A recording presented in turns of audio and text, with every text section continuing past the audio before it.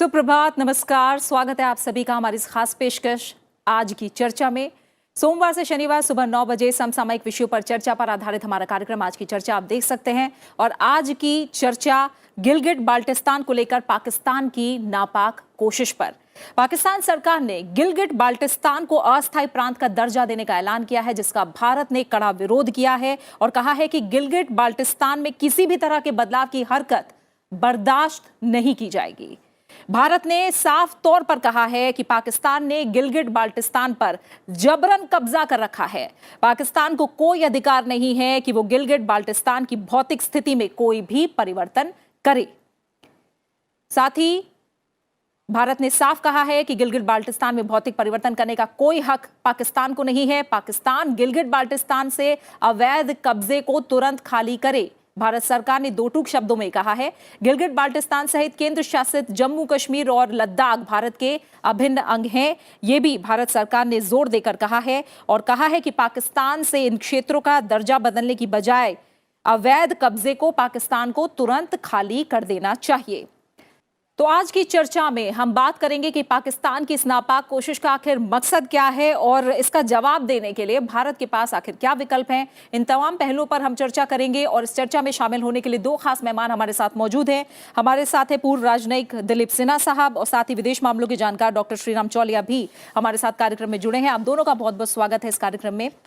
Doctor Chauliya, Pakistan की ये जो नापाक कोशिश है, ये जो ऐलान किया गया है इमरान खान की तरफ से, इसे आप किस तरह से देखते हैं?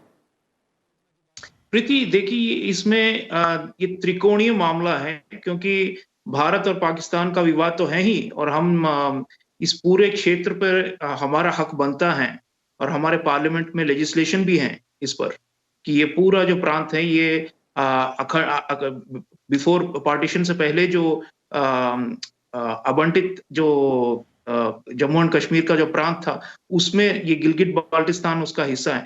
तो लेकिन इसके साथ साथ चीन भी अब इसमें घुस आया है और ये नया एक किरदार है ये पिछले कुछ दशकों में खासतौर पर, क्योंकि चीन को पाकिस्तान ने एक छोटा सा इसी नॉर्दर्न एरियाज पहले कहलाती थी, अब इसको गिलगिट बाल्टिस्तान कह रहे हैं, उसी का एक हिस्सा था जो शख्सगाम, और उसे इन्होंने काराकोरम हाईवे के तौर पे चीन को दे डाला है।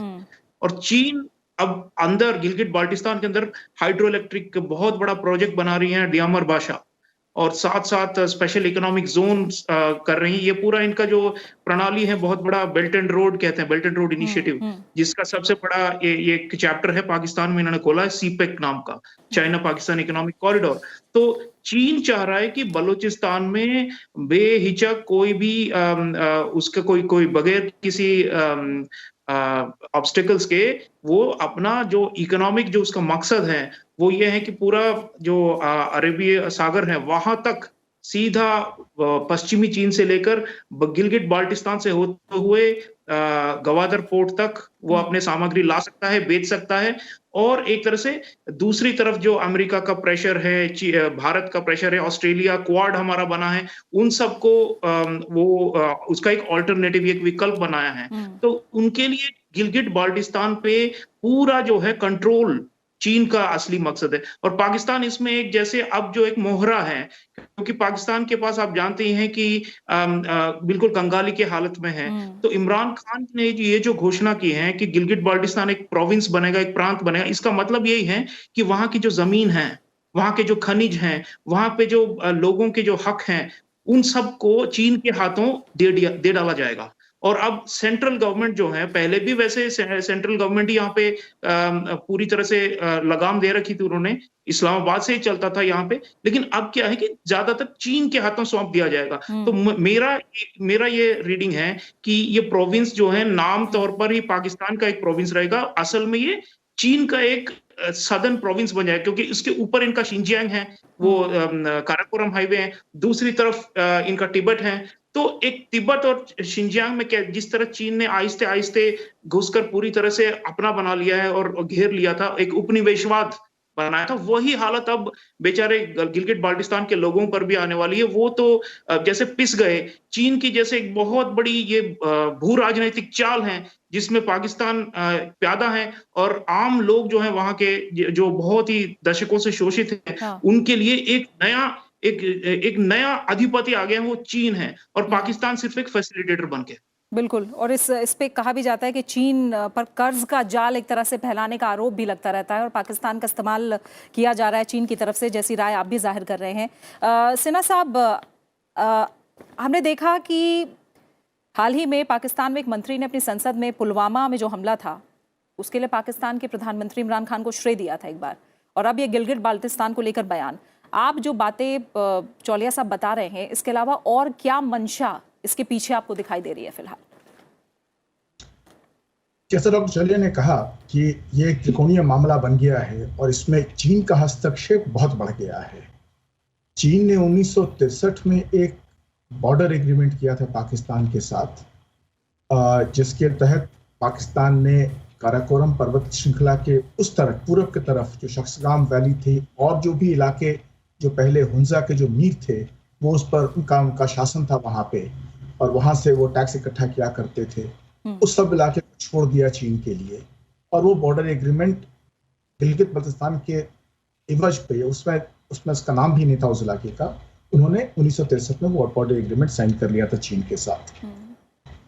लेकिन पाकिस्तान ये भूल रहा है कि चीन एक जमाने में हुंजा पर भी अपना दावा लगा रहा था, और अभी भी कोई स्पष्ट नहीं है कि चीन उसे अपना मानता है या नहीं मानता है। लेकिन ये स्पष्ट है कि ये जो सीपेक जो है, काराकोरम हाईवे जो है, जो चीन ने बनाया है, उसके दम पे आज गिलगित बल्तिस्तान में चीन की सेना एक बहुत बड़ी मात्रा में मौजूद है, क्योंकि ये सारा काराकोरम हाईवे जो बनाया गया है वो चीनी सेना ने बनाया है, और चीनी सैनिक वहां पर मौजूद हैं। और ये चीनी सैनिक जो है वो, उनकी जो परिस्थिति है लोकल लोगों के साथ, वो इतनी सौहार्दपूर्ण नहीं है कि वो आराम से वहां घूम सकें। तो वो एक कैंटोनमेंट की तरह से अपने कैंप में ही रहते हैं, बाहर नहीं निकलते हैं वहां से, जिसके संबंध अच्छे नहीं है। तो इस परिस्थिति में पाकिस्तान का जो कंट्रोल है इसके ऊपर, वो धीरे धीरे कम होता जा रहा है, और ये जो दबाव पड़ रहा है पाकिस्तान के ऊपर कि उससे अपना प्रांत बनाया जाए, उसके पीछे बताया जाता है कि चीन दबाव डाल रहा है पाकिस्तान पर, क्योंकि चीन चाहता है कि इस इलाके की जो संवैधानिक स्थिति है उसे वो थोड़ी ठीक की जाए। तो ये जो घोषणा की है इमरान खान ने कि उसे एक प्रोविजनल प्रोविंस का स्टेटस दिया जाएगा, ये एक बड़ी अजीब बात है। प्रोविजनल प्रोविंस क्या होता है? जी, वही बात है कि अगर इतना आत्मविश्वास है इमरान खान को, तो इसमें एक तरह से प्रोविंस प्रोविजनल बनाने की क्यों बात कही जा रही है? अगर इतना ही आत्मविश्वास है, इसके पीछे आप बताइए कारण क्या हो सकता है? इसके पीछे कारण यह है कि पाकिस्तान एक दुविधा में पड़ा हुआ है। एक और तो पाकिस्तान कहता है कि जम्मू कश्मीर का जो प्रांत था, जो प्रिंसली स्टेट था, उसका भविष्य वहां के लोग एक रेफरेंडम या प्लेबिसाइट द्वारा स्थापित करेंगे। दूसरी ओर पाकिस्तान अपनी सरकार से, इस्लामाबाद की सरकार से आदेश जारी करता है और इस इलाके का संवैधानिक जो स्थिति है, परिस्थिति है, वो निर्धारित कर रहा है। तो इसमें जो विरोधाभास है उसमें तालमेल नहीं स्थापित कर पा रहा है पाकिस्तान, और इसी उधेड़ में पाकिस्तान पड़ा हुआ है कि हम करें क्या, या तो हम प्लेबिसाइट के लिए वेट करें या फिर खुद ही प्लेबिसाइट अपने इलाके में करवा लें, वो भी नहीं करवा सकते, और ना ही अपने इस्लामाबाद से जो शासन चल रहा है अभी, उसे कोई संवैधानिक दर्जा दे पा रहा है। बिल्कुल। डॉक्टर चौलिया, बड़ी बात जो आज रक्षा मंत्री ने भी अभी इमरान खान के बयान के बाद, ऐलान के बाद बोली है कि जो मानवाधिकारों का उल्लंघन वहां लगातार उस इलाके में होता आया है, इस तरह के ऐलान के बाद आप उनको नहीं छुपा सकते जो यातनाएं वहां के लोगों को दी जाती हैं। हम जानते हैं तरह तरह के जो आंदोलन हैं वो भी भारत के पक्ष में रहे हैं और पाकिस्तान के खिलाफ रहे हैं। इस ऐलान के बाद आपको क्या लगता है, क्या रुख हो सकता है वहां लोगों का? और दूसरा, जो चुनाव कराने की बात कही जा रही थी, वो कितनी आगे बढ़ती दिखाई देगी? क्या इन मंसूबों में पाकिस्तान कहीं आगे बढ़ता दिखाई आपको दे रहा है, या बहुत ऐसी अड़चनें हैं जो उसके सामने आने वाली हैं अभी वहां के लोगों के जरिए भी? जी प्रीति, सबसे पहले तो ये जो चुनाव की बात कर रहे हैं, ये भी धांधलियों से भरी रहती हैं। ये पाकिस्तान जो है यूनिटरी स्टेट है, इसमें कभी भी फेडरल प्रोविंसेस को कोई ज्यादा हक हुकूक दिए नहीं गए हैं। और आजकल तो आप जानते हैं फौज का पूरा एक बोलबाला है, और इमरान खान तो बस एक कठपुतली है उनके।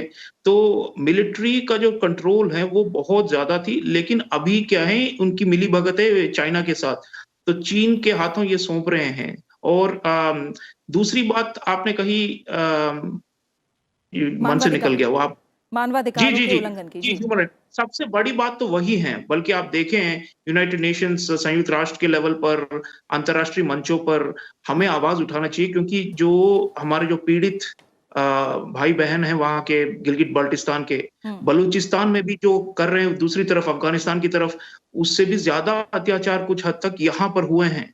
और आप देखिए, एक आंकड़ा मैं बताता हूँ, शिया जो समुदाय है पाकिस्तान में अल्पसंख्यक है, दूसरे लेकिन गिलगिट बाल्टिस्तान में एक जमाने में 80% से ज्यादा शिया हुआ करते थे, और आज जो है लगभग 38% तक उतर आए हैं।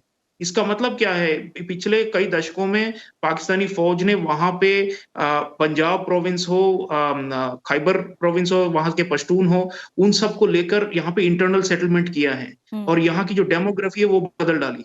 और दूसरा, इन्होंने बहुत सारे वहां पर कत्लेआम भी करवाए हैं। ये जो बहुत ही खूंखार सुन्नी जिहादी जो तंजीमें हैं, जो सीधे पाकिस्तान आर्मी और आईएसआई के इशारे पे नाचते हैं, उन्हें भी वहां पे भेजकर बहुत कई दफे गिलगिट बाल्टिस्तान के शिया, हजारा, इस्माइली, ये जो छोटे छोटे पीड़ित अल्पसंख्यक है, उन पे बहुत ज्यादा अत्याचार किए गए हैं, जुल्म।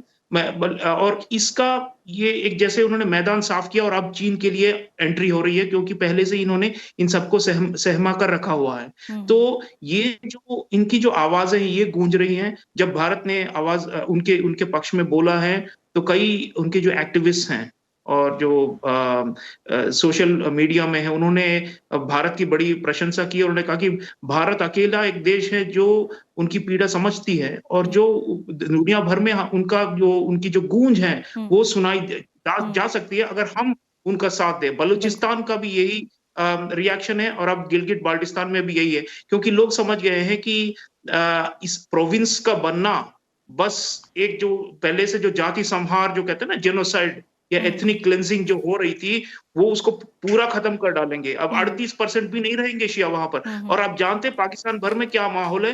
कुछ हफ्तों पहले ये कराची में हजारों जिहादी तंजीमें, उन्होंने जुलूस निकाला, ये कहते हुए कि शिया काफिर है, हम शियाओं को जिंदा नहीं छोड़ेंगे पूरे पाकिस्तान में।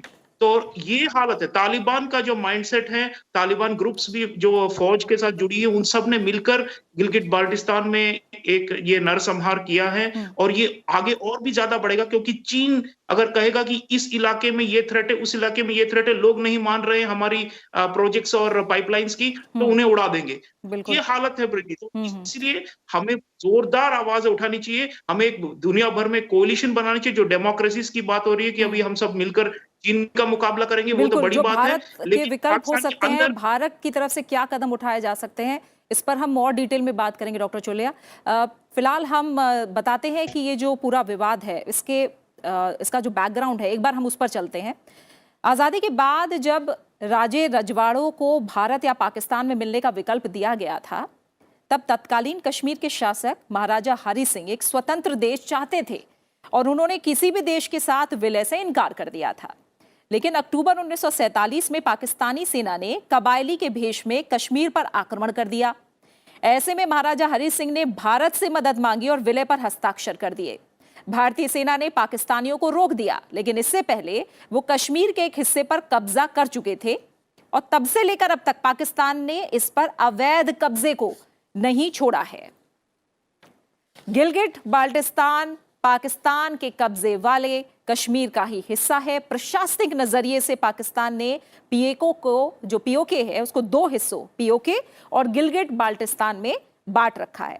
जो स्थानीय लोग हैं, उनका आरोप है कि पाकिस्तान इस हिस्से के संसाधनों का प्रयोग करता है और यहाँ के लोगों को हाथ कुछ भी नहीं लगता। वो बदहाली की जिंदगी जीते हैं, मानवाधिकारों का यहाँ हनन होता है, उन्हें यातनाएं दी जाती हैं। लोगों का ये भी है, कहना है कि इस इलाके में आपातकाल की स्थिति है, अगर कोई उसके खिलाफ आवाज उठाता है तो फिर उन्हें यातनाएं दी जाती हैं, जो लोग विरोध करते हैं उन्हें लगातार सताया जाता है। तो ये है थोड़ा सा इतिहास और यहाँ की जो स्थिति है फिलहाल उसके बारे में हमने आपको बताया है। जब हम स्थिति की बात कर रहे हैं सिन्हा साहब, ये भी माना जा रहा है कि प्रधानमंत्री इमरान खान ने विपक्षी मोर्चे पाकिस्तान डेमोक्रेटिक मूवमेंट के हमले के बाद अपनी सरकार के बचाव में हो सकता है ये ऐलान किया हो, क्योंकि कुल 11 सियासी दलों ने, हमने देखा सितंबर 2020 में लोकतंत्र बहाली की मांग के साथ पाकिस्तान डेमोक्रेटिक मूवमेंट नाम से भी एक मोर्चे का गठन किया, और जो लगातार इमरान खान पर हमलावर है। कहीं ना कहीं अंदरूनी राजनीति के लहजे से भी एक तरह से देखिए ये ऐलान हो सकता है, जो स्थिति है वहां उसके लिहाज से बताइए। हाँ बिल्कुल, वो तो एक मुद्दा है ही कि पाकिस्तान में इमरान खान के खिलाफ एक ऑल पार्टी अलायंस बन चुका है और उसने एक आंदोलन छेड़ दिया है पाकिस्तान में। बल्कि वो बोल रहे हैं, पाकिस्तान में आज ही कहा मरियम नवाज ने कि अगला साल पाकिस्तान में चुनाव का साल होगा। साथ साथ एक ये भी बात है कि 15 नवंबर को वहां चुनाव होने वाले हैं गिलगित बल्तिस्तान में। ये चुनाव 18 अगस्त को होने वाले थे, कोविड के कारण उन्हें स्थगित कर दिया गया था। इस चुनाव में अगर पाकिस्तान तहरीक इंसाफ पार्टी नहीं जीतती है तो ये नवाज शरीफ के लिए बहुत बड़ा धक्का होगा। पिछले चुनाव जो 5 साल पहले हुआ था उसमें 22 सीटें जीती थी PMLN ने, नवाज शरीफ की पार्टी ने, और 2 सीटें जीती थी PPP ने। तहरीक इंसाफ पार्टी को कोई सीट नहीं मिली थी। बाद में उन्होंने एक को दल बदल करके अपनी पार्टी में शामिल कर लिया। तो इस वक्त जो चुनाव 15 नवंबर को होगा, यदि इसमें नवाज शरीफ इमरान खान की पार्टी हारती है, जिसकी बहुत बड़ी संभावना है यदि सेना उनकी मदद न करे, तो इमरान खान के बहुत बड़ा धक्का होगा ये। और इन्हीं दोनों बातों को लेकर के इमरान खान ने कहा, ये घोषणा की है कि शायद इसी बहाने उन्हें कुछ और वोट मिल जाए। ठीक है। और डॉक्टर चौलिया, एक तरह से देखें तो जिस तरह से पंजाब प्रांत है, सिंध प्रांत है, उनके विकास पर जिस तरह ध्यान देता आया है पाकिस्तान सरकार, अगर अच्छी नीयत होती तो इस इलाके के विकास पर भी ध्यान दिया जाता, ना कि यहाँ मानवाधिकारों का हनन किया जाता। तो इसके जो मंसूबे हैं वो भी दिखाई देता है कि वहाँ विकास कोसों दूर है। जी हाँ, नीयत ही खराब है। सही, आपने बिल्कुल सही कहा, क्योंकि पाकिस्तान की जो लेजिटिमेसी है, जो औचित्य या जो भी आप कहें, वो इतनी कमजोर है। पहले से ही आप जानते हैं कि इन्होंने कहा कि अच्छा भाई, जो पूरा जो दक्षिण एशिया है उसमें जितने मुसलमान हैं, हम सब के लिए, उन सब के लिए एक अलग एक राष्ट्र बनेगा, एक राज्य बनाया उन्होंने। तो ये जो ओरिजिनल जो इनकी जो प्लान थी वो ही फेल हुई। बांग्लादेश टूट कर निकल गया 1971 में। तो उसके बाद से इन्होंने ये साफ था कि सिर्फ इस्लाम एक बेसिस नहीं हो सकता है कि एक पूरे नेशन स्टेट को बनाया जाए। तो अभी आप जो बलूचिस्तान में उपद्रव देख रहे हैं, जो बगावत गिलगिट बाल्टिस्तान के हवाओं में है, जो इवन सिंध और खैबर में भी कई जगहों में खैबर में लोग समझते हैं कि वो पश्तून है और वो उन्हें अफगानिस्तान का हिस्सा होना चाहिए। तो आप देखिए कि एक तरह से पाकिस्तान की जो नींव है वो इतनी कमजोर है, वो साफ दिखाई दे रही है। और इसीलिए उनकी जो वरिष्ठ वर्ग, जो एलीट हैं, मिलिट्री खासतौर पे, और उनके जो ये पुतले हैं इमरान खान की तरह, इन सब लोगों में बड़ी हड़बड़ी है किसी तरह ये और बिखर ना जाए, कि एक और बंटवारा ना हो जाए। और मुझे लगता है कि गिलगिट बाल्टिस्तान पे अभी ये जो नकेल कस रहे हैं चीन के सहारे, ये और भी एक तरीका है इनका कि अपने आप को किसी तरह बचा लें। लेकिन आप जानते हैं कि कॉन्ट्रडिक्शंस, जो अंतर विरोध हैं, वो बाहर निकल के आएंगे। जितनी ज्यादा ये लोग वहां पे जुल्म करेंगे, उतना ज्यादा लोग उठकर बोलेंगे। और इस पर मैं बोलना चाहूंगा प्रीति, हमें और क्या आगे करना चाहिए। राजनाथ जी ने अच्छा बयान दिया आज, लेकिन साथ साथ हमें इनकी जो रिप्रेजेंटेटिव्स हैं, सिविल सोसाइटी एक्टिविस्ट हैं, क्योंकि हम कह रहे हैं कि ये पूरा जम्मू एंड कश्मीर का हिस्सा है, या अभिन्न अंग है भारत का, तो वहां के कुछ रिप्रेजेंटेटिव्स को हम पार्लियामेंट में एक ऑनररी पोजीशन राज्यसभा में जैसे हम बना सकते हैं, क्योंकि हम चुनाव नहीं करवा पा रहे हैं वहां पर, लेकिन लोग वहां के कई ऐसे हैं जो अभी भी अपने आप को हिंदुस्तानी समझते हैं और समझते हैं कि हिंदुस्तान के अंदर ही उनको वाकई कोई इज्जत मिल पाएगी, खासतौर पर शियाओं को। तो हमें उनके नाम कुछ लेकर उनके साथ मशवरा कर उनके जो ओवरसीज, जो बाहर के जो एक्टिविस्ट है, पश्चिमी देशों में कुछ इनके रेफ्यूजीज हैं जो आवाज उठा रहे हैं ह्यूमन राइट्स ग्रुप के साथ, इन सबके साथ मिलकर एक रिप्रेजेंटेशन का जो एक सिंबॉलिक मूव है वो हमें करना चाहिए। कुछ सालों पहले जम्मू एंड कश्मीर असेंबली में भी ऐसे हमने सीटें रखी हुई है इन लोगों के लिए, जो कि वापस कभी ना कभी आएंगे भारत के अंदर।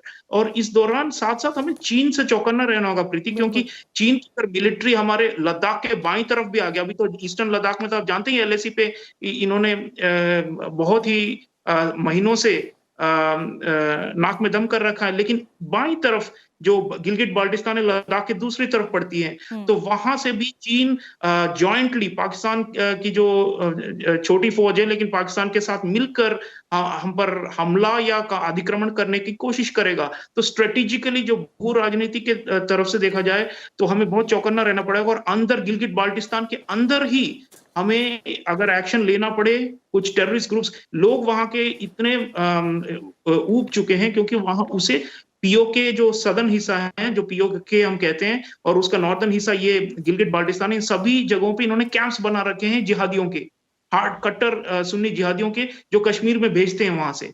तो हमें एक तो इन्फिल्ट्रेशन रोकना ही है, लेकिन दूसरा सर्जिकल स्ट्राइक्स की तरह अगर जरूरत पड़े तो हमें कोई कसर नहीं छोड़नी चाहिए, कोवर्ट एक्शन भी लेना पड़ेगा, तभी जाकर हमारी जो राष्ट्रीय सुरक्षा है, क्योंकि हम जानते हैं कि चीन एक साये की तरह हमारे ऊपर मंडरा रहा है और गिलगिट बाल्टिस्तान के जरिए भी हमारे ऊपर आकर सर पे बैठने की कोशिश कर रहा है। तो इसलिए हमें सतर्क रहना पड़ेगा। बिल्कुल। और सिन्हा साहब, आप भौगोलिक स्थिति और रणनीतिक सामरिक स्थिति के हिसाब से इस इलाके के बारे में आप क्या कहेंगे? क्योंकि कहीं ना कहीं देखते रशिया भी नहीं चाहता कि चीन का जो प्रभाव है वो इस इलाके में ज़्यादा बढ़े, अपनी सीमाओं को लेकर भी उसे भी चिंता है।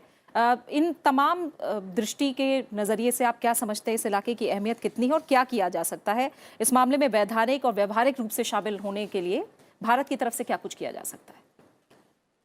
भारत को इस इलाके में जो मानवाधिकार के जो उल्लंघन हो रहे हैं उसे उजागर करना चाहिए सारी दुनिया में।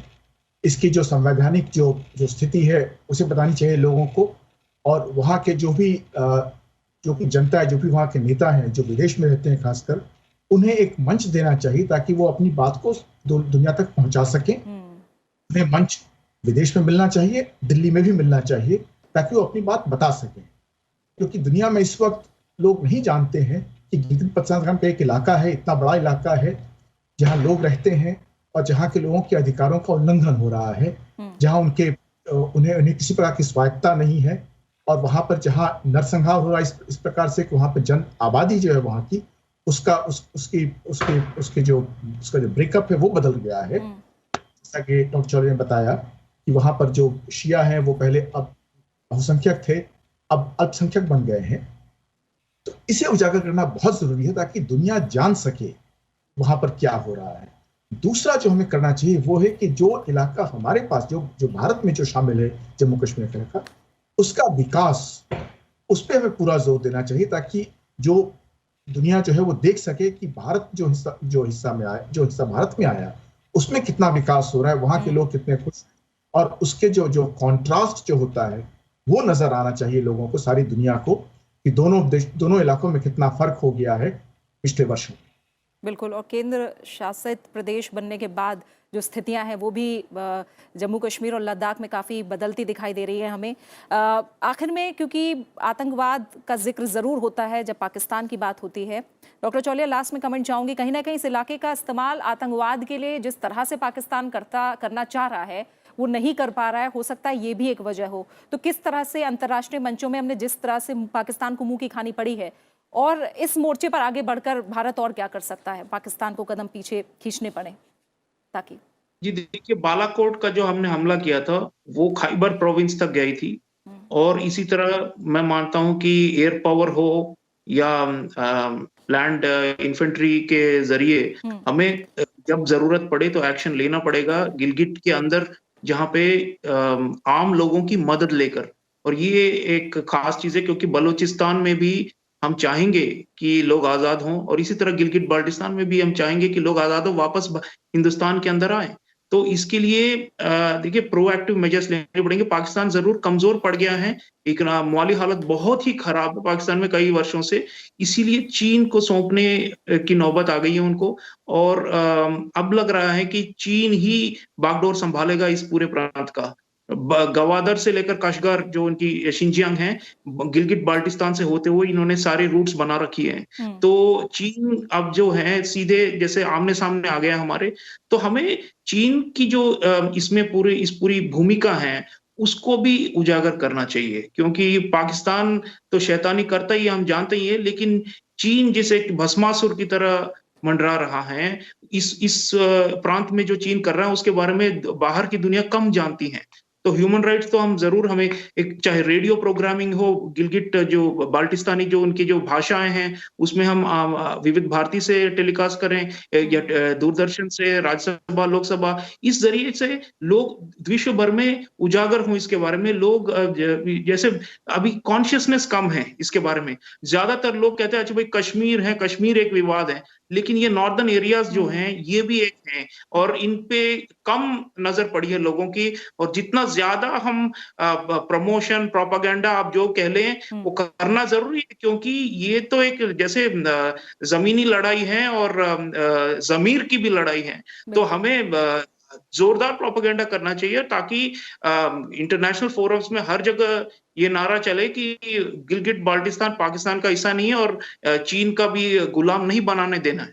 बिल्कुल। फिलहाल इसी के साथ डॉक्टर चौलिया आपका और सिन्हा साहब आपका दोनों का बहुत बहुत शुक्रिया। कार्यक्रम का समय यहीं पूरा हो रहा है, तो जाहिर है भारत ने पाकिस्तान के इस नापाक मंसूबे का कड़ा विरोध किया है और अगर जरूरत पड़ी तो कड़े और व्यवहारिक राह पर आगे चलकर कुछ और विकल्पों पर भी भारत विचार कर सकता है और उन पर आगे बढ़ सकता है। इसी के साथ फिलहाल खास पेशकश में इतना ही। आप इस कार्यक्रम को YouTube पर भी देख सकते हैं और अपनी राय और सुझाव हमारे साथ साझा कर सकते हैं। इनका हम बेसब्री से इंतजार करते हैं। फिलहाल इजाजत दीजिए, नमस्कार।